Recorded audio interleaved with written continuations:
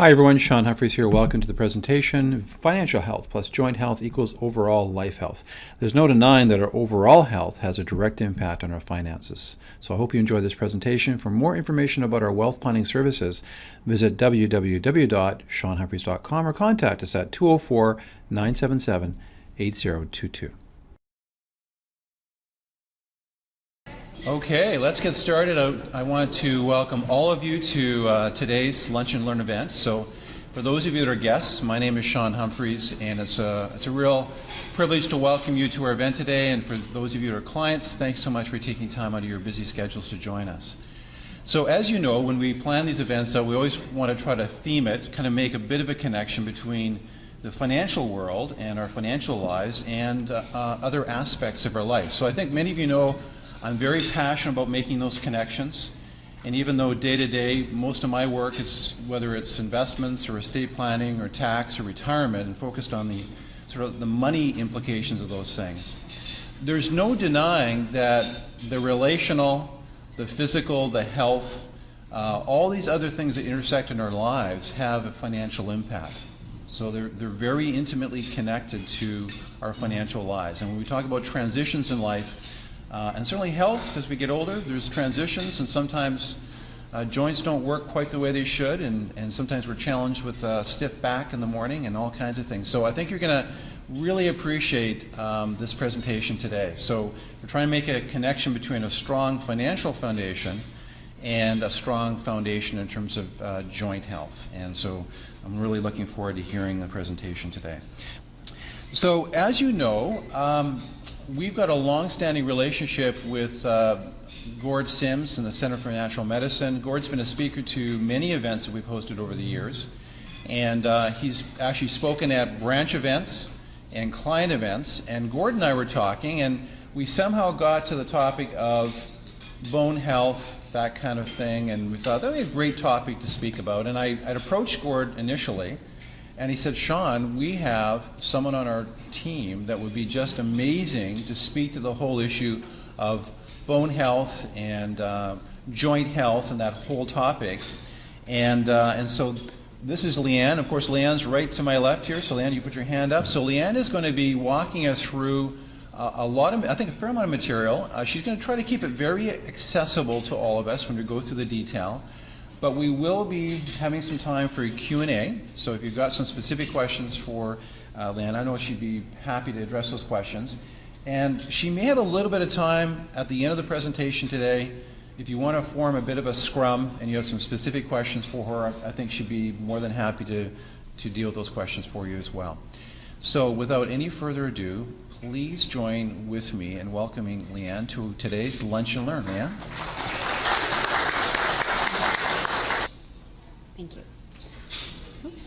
Okay, so I thought I'd start with this graph. Interestingly, I would say 50% of my week is about hips, backs, and knees. So while I see the whole body, I thought it was really interesting to include a graphical representation of our arthritis, particularly in Canada, ranging from 2007 to, I believe it's 2031.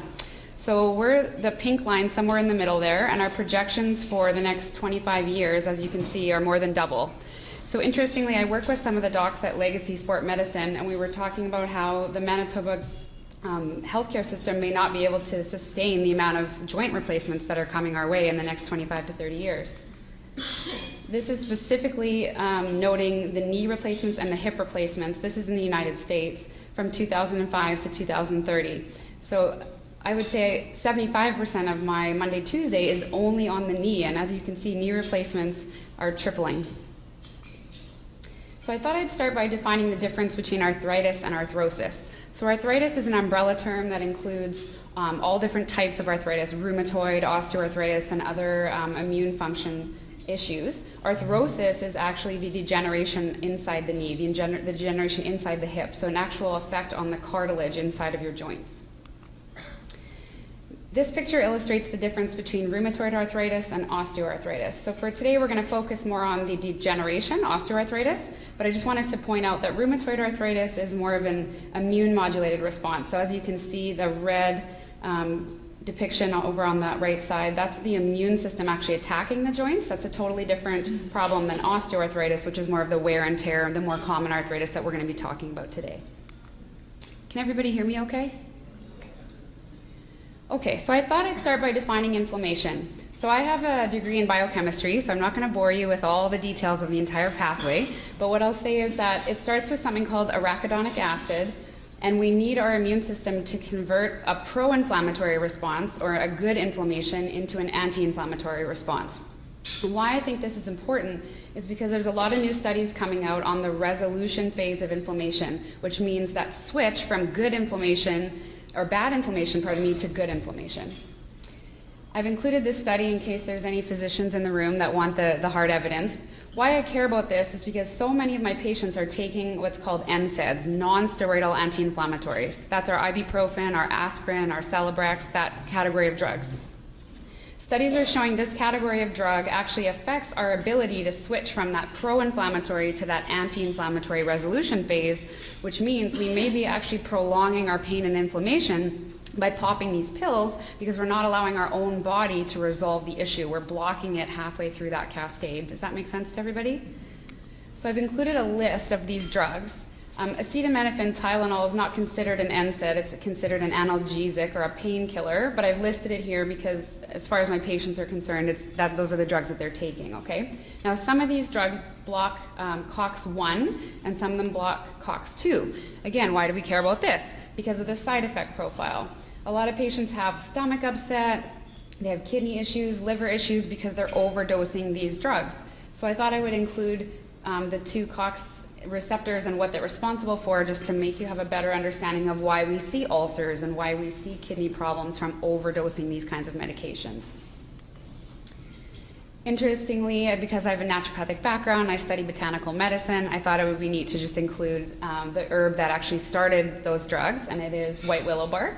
So the salix or the salicin in white willow bark was isolated, and they were able to change that into ASA in the lab, and that's how aspirin was born. So just a little tip of the hat to my medicine. So interestingly, I did a presentation at REFIT a few months ago, and the big focus was non-steroidal inflammatory drugs, anti-inflammatories, and the biggest risk that nobody knew about in the audience was cardiac risk. So did anyone know that 1 in 100 people that take NSAIDs are at risk for a heart attack?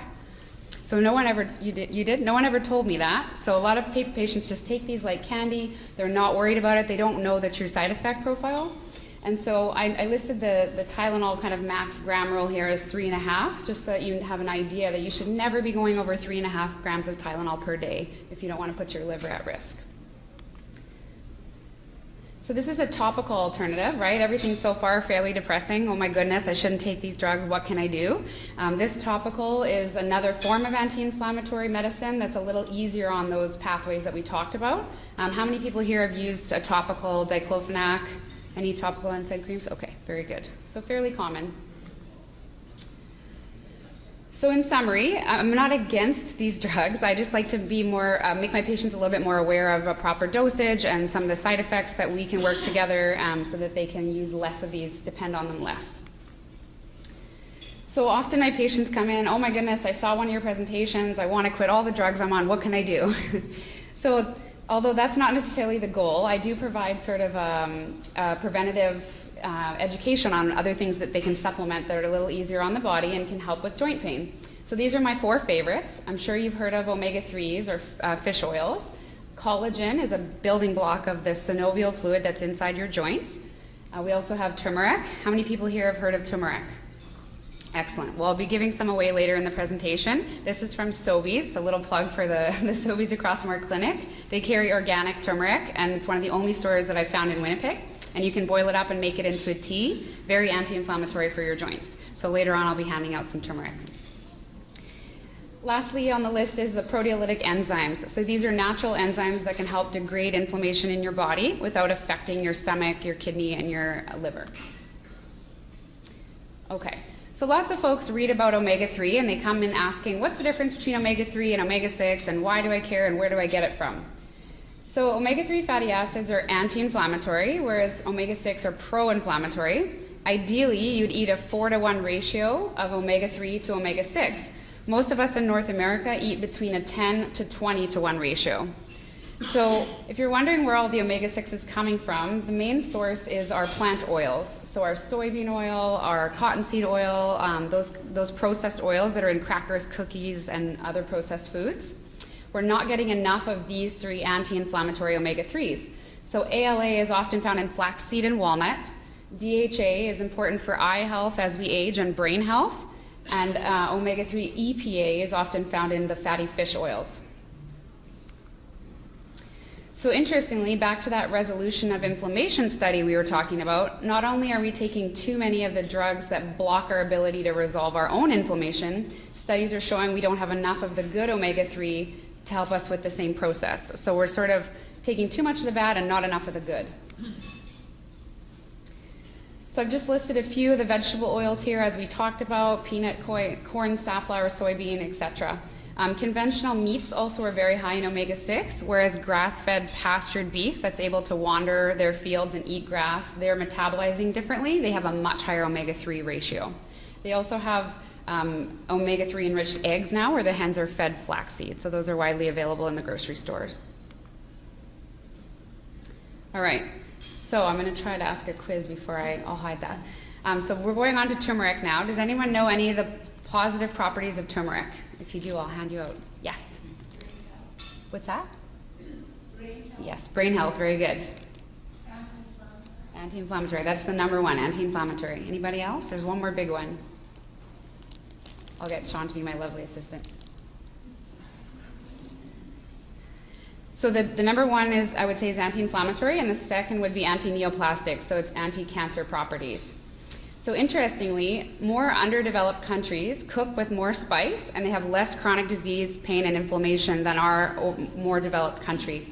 So when I talk about spice of your life, I'm talking about using a variety of different antioxidant spices in your diet. Turmeric is great, ginger and garlic, things like fennel and rosemary, they all have different benefits, which if you want to corner me after, I'm happy to talk to you about spice. But the bottom line is cook with as much spice as you can, as often as you can, and eat a variety. So next we have collagen. So I should disclose I don't work for any of these supplement brands. I just find that this is a good quality collagen from grass-fed cows. There's no added hormones and it's minimally processed. I like collagen more than glucosamine and chondroitin because clinically I see collagen having a better effect inside the joint. Your body doesn't have to use collagen and metabolize it into the glucosaminoglycan in order to put it in the joint the way that it does the chondroitin. It's actually the end product.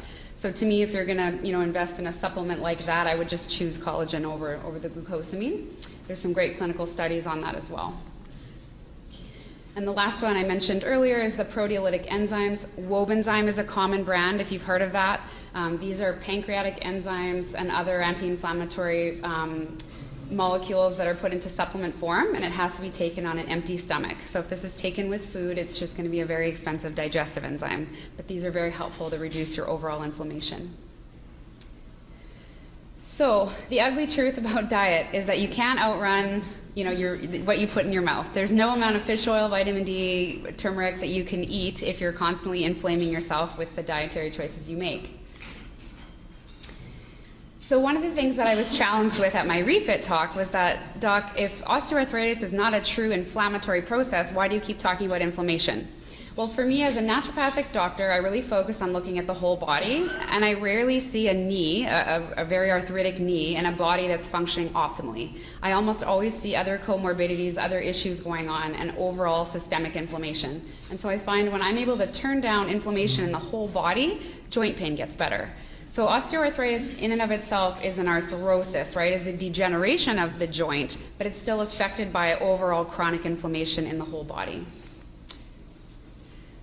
So this is a fairly depressing picture I threw in, not to overwhelm everyone, but just to give you an idea where inflammation comes from. A lot of patients say to me, I just don't understand when you say chronic inflammation, what you mean. So this is a depiction of all the things that go on in the world, a lot of which we can't have control over, but affect our body. So toxins and smokes, car emissions, the way we grill and char our food, environmental pollutants, UV light, etc. So this certainly isn't meant to make you, pull the covers over your head and want to stay home and never go out into the world. This is just sort of a reality check of this is what we're battling in our modern world every day so that we know we can do something about it. So just as a recap, this is sort of the top reasons we don't resolve our inflammation. We talked about taking the non-steroidal anti-inflammatories. Stress is a big one. We're not moving enough overall. We're eating poorly. There's toxins in the world, and we also have compromised immune function.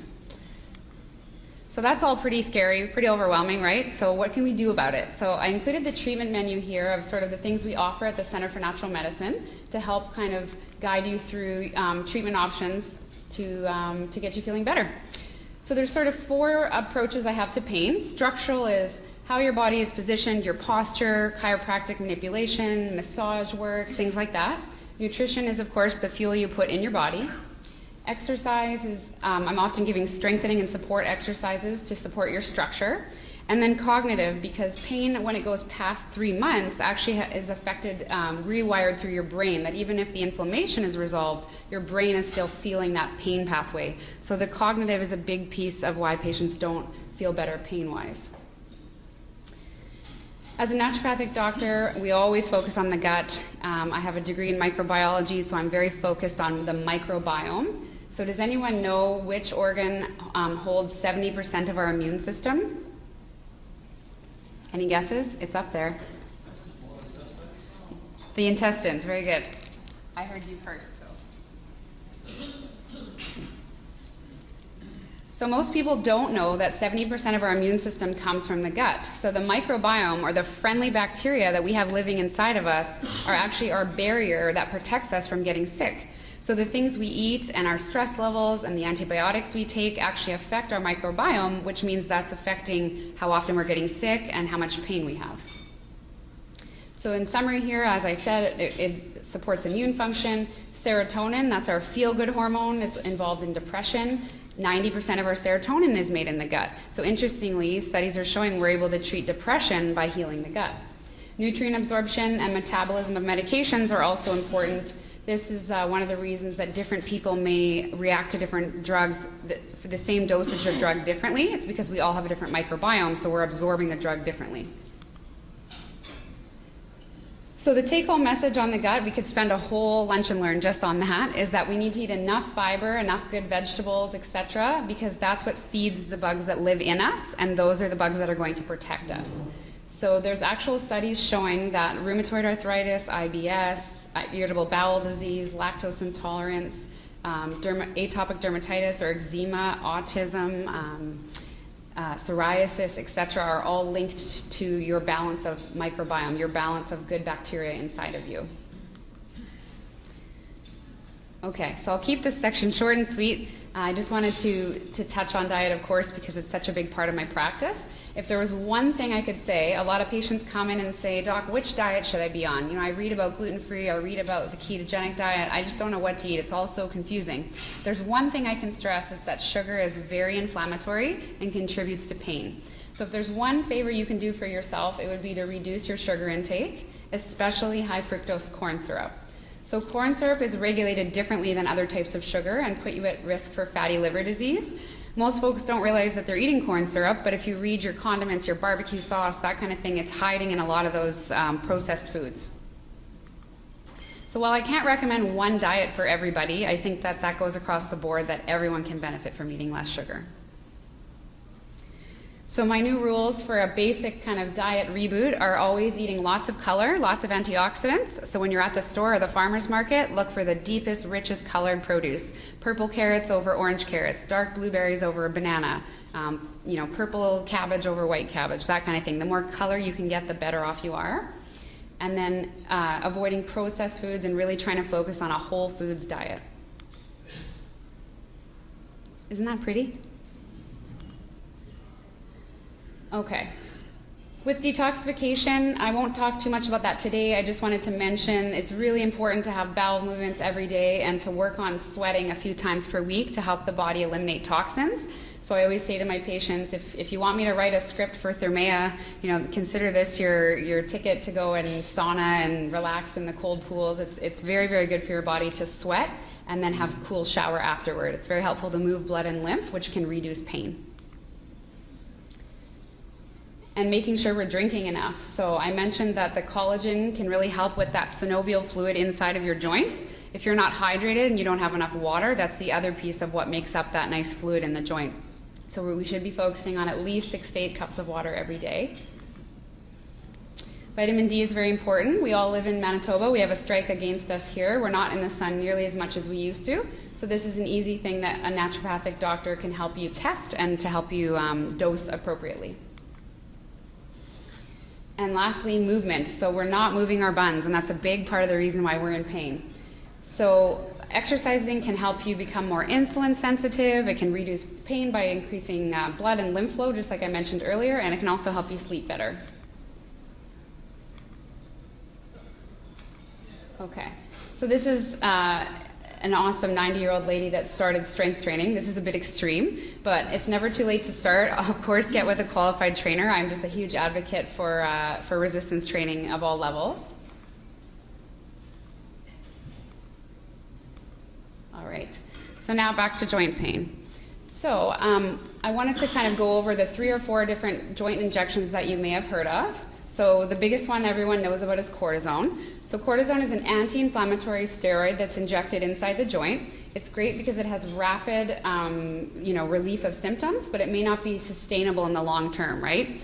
So everyone always asks me, what's my opinion on cortisone? I'm not a cortisone hater. I think it's excellent if you need a timeout in life. If your daughter or granddaughter is getting married or even planning a cruise for 10 years, I think cortisone is an excellent way to get through an event that you have in life. But every 3 months, if that wears off and you're dependent on cortisone, studies are showing that it actually degrades the cartilage inside the joint that is injected into. So I see it as more of a Band-Aid than a long-term solution. The next injection that most people have tried or know about is called hyaluronic acid. So 2 of the Canadian brands are Neovisc and Synvisc. So the idea behind HA is that it's creating like a matrix to help cushion your joints more. It's used in the hip and in the knee mostly, and in the shoulder as well. So my practice focuses on 2 regenerative injections called Prolotherapy and PRP, platelet-rich plasma. Hands up, has anyone here ever heard of either Prolotherapy or PRP? 1, 2, 3. Okay, 3 of you. So for me, I went back to school with a focus on exercise medicine because I wanted to find a natural solution for pain that wouldn't cause degradation of joints. So I ended up meeting an anesthesiologist down in Arizona, and I studied under his work for 4 years. He was the chief surgeon at one of the hospitals in Arizona for 20 years. He hated what he did. He wanted a better solution, and so he ended up turning his practice around into a regenerative injection practice after 25 years of cortisone and steroid injections. So that's how I learned about these therapies. So I'll start with Prolo. Prolo is short for proliferative, so that means that we're trying to proliferate collagen and strengthen your ligaments and tissues. So why this is important to me?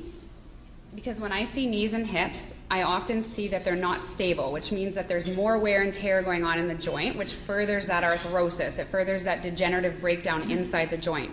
So I often use prolotherapy first to help stabilize the capsule of knees, hips, shoulders, elbows, so that there's less wear and tear. Does that make sense? Once I've stabilized that as a foundation, I go in and add PRP, which we'll talk about next, which is going to help with the actual cartilage regeneration inside the tissue. So prolotherapy is made up of dextrose, which is a sugar, so fairly counterintuitive, but it's the sugar that actually decreases pain, and that's what's actually causing that proliferation of cells. So why ligaments can be painful is that they're poorly innervated, and they tend to generate pain because of that. We go in and then find the pain generators and inject them, and we don't necessarily focus on imaging. So interestingly, 50% of the older population may have a meniscal tear in their knee, but lots of people are asymptomatic. Same with degenerative changes in the low back. I see x-rays full of arthritis in the low back in patients that have no symptoms, and I see perfect lumbar x-rays in people that have a lot of symptoms. So I don't necessarily focus on MRIs and x-rays only to guide my treatment. I actually use my hands, I do a physical exam, and we find the pain generators in my office, and I'm able to treat those, and patients are getting more relief that way than focusing on what their MRI tells me. So both platelet-rich plasma, PRP, and prolotherapy work for up to 3 months. So the first kind of phase is the inflammation phase. That's me going in and creating like a wound, okay? I'm going in and giving a little trauma inside your knee or in your hip to kind of perk up your immune system and give your body a second chance at healing. Just like if you were to cut yourself, that nice yellow goo that hardens into a scab, that's all your platelets and your white blood cells. That's what's in my syringe. So I'm going in and kind of injecting all those healing white blood cells and platelets to try to recreate that inflammation process. And studies are showing that new cells are being laid down for up to 3 months after we do those treatments. So if there are any physicians in the office, I won't bore you with the details, or in the office, pardon me, in the room. These are the 6 mechanisms that have been studied for how these therapies work, and there is a position paper defining all of these. If you're interested, I can provide that afterward. The summary of what I do and why it works is that I'm actually creating a small injury with my needle, the same as cortisone would be. We're going inside the joint. That stimulates the healing cascade. The solution that I'm injecting is hyperosmolar, which means that the body's going to put water wherever I inject to balance that out, which means it's hydrating your tissues. That decreases pain. And lastly, there's going to be new collagen that's more organized, and so you're going to have less pain and increased function. Okay. So why do we treat and what do we treat? So as I mentioned, number one is to stabilize and make sure that the joint that we're treating isn't loose, there isn't a lot of creaking, crepitus, and instability. Once we stabilize that, I often see a lot of muscle spasm decrease. Whether patients have chronic back spasms, neck, traps, all these kinds of things, usually the muscle's in spasm to try to stabilize a weakness in ligaments. So when I go in and strengthen the ligaments, the muscle can let go, and patients need less massage and less painkillers. So all kinds of injuries can benefit from these kinds of regenerative injections. Today we're mainly talking about osteoarthritis, but also tendinopathies, partial tears, and other traumas from work or repetitive posture and things like that can also benefit. So again, just so you have proof here, there's a few studies, double-blind, placebo-controlled osteoarthritis knee studies on Prolotherapy with very good outcomes, so we'll just skip through these. And that's a colleague of mine. I was treating his interphalangeal joint, his knuckle. All right, and the next therapy that we use is platelet-rich plasma. So platelet-rich plasma is something that is derived from your own cells. So we're going to draw your blood, we're going to spin it down, concentrate your own platelet, and re-inject your own cells into your own joint. So this is fairly revolutionary. After Prolotherapy, when this was created, from this kind of the stem cell movement was born. That's kind of the next strongest therapy, because it empowers a patient to be able to heal using their own cellular network. So how this works, it's done in the office. It's fairly uninvasive. We draw your blood the same way as a blood draw would be for laboratory work. I'm going to condense that down myself, and then the same day we're able to inject those concentrated platelets, and they're going to help create a new matrix of cartilage. So I included a few meta-analysis studies. So again, one of them is comparing hyaluronic acid to PRP, and PRP had favorable outcomes. The healthier you are, the better you sleep, and the better you eat, the better I'm seeing response with PRP. So when patients have a lifestyle that's a mess and they're overweight and they're not ready to make those changes, we often take a month of kind of cleanup before we do the platelet therapy, and then I'm seeing excellent results. So this is another study on hyaluronic acid versus the PRP, and again, there was better efficacy with the PRP. This is my shoulder. I had a labral tear and scapular problems, and PRP has helped me a ton, and that's kind of how I ended up here today. So while today was focused on joint pain and things that we can do aging-wise, I just wanted to include new applications of PRP. So we have a lot of patients at the clinic that suffer from female pattern hair loss as well as male for various reasons. We work to find the root cause as to why they have hair loss, of course ruling out thyroid issues and major nutrient deficiencies. But I've seen very good results for using platelet-rich plasma in the scalp to help regenerate follicles. We're also using it for burn marks, scarring, fine lines, and wrinkles in the facial tissue. And lastly, more of a new avenue of medicine is gynecological PRP. Again, because we have such a high female population at our clinic, we're seeing a lot of painful intercourse, vaginal dryness, episiotomy scarring after the birth of a baby, or labial tissues and tears after birth, painful pathology called lichen sclerosis, as well as urinary incontinence. And we're able to use these platelets vaginally for the same concept. So the take-home message is PRP is going to regenerate tissue no matter where I put it. Whether I'm putting it in your elbow or whether I'm putting it in your forehead, it's the same concept. And when we have a healthy body and we're able to use our own cells, we're seeing remarkable things. So that's the end of my presentation. I'm more than happy to hang around and answer any questions you might have. And thank you so much for having me.